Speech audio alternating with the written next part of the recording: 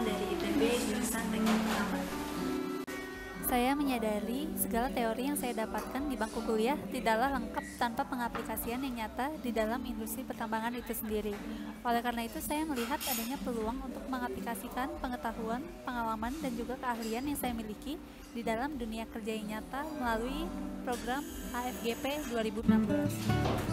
Selama 4 tahun berkuliah di teknik pertambangan, saya menyadari industri pertambangan memang memberikan banyak manfaat untuk masyarakat, negara, bahkan dunia pada umumnya.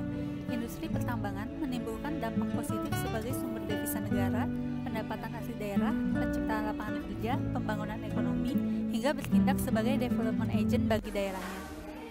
Namun tidak dapat dipungkiri bahwa kegiatan penambangan dapat menimbulkan kerusakan dan pencemaran yang bersifat irreversibel. Karena sekali suatu daerah dibuka untuk operasi penambangan, maka daerah tersebut akan berpotensi menjadi rusak selamanya.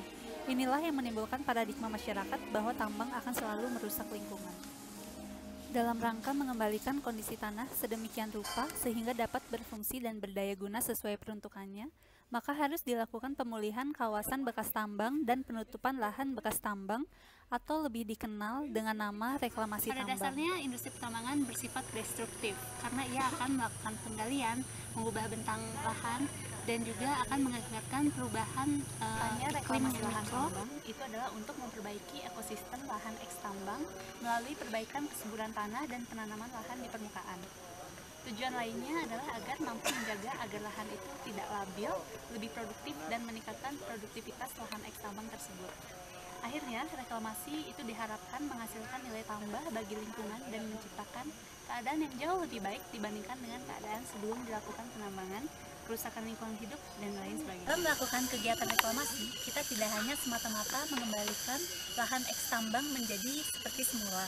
Akan tetapi kita harus memperhatikan juga manfaatnya yang berkesinambungan sehingga dapat dimanfaatkan oleh masyarakat sekitar. Bila berdasarkan pemikiran dan perhitungan yang matang, lahan tersebut lebih bermanfaat untuk peruntukan yang lain, maka lahan bekas tambang itu tidak harus selalu dilakukan rehabilitasi seperti semula.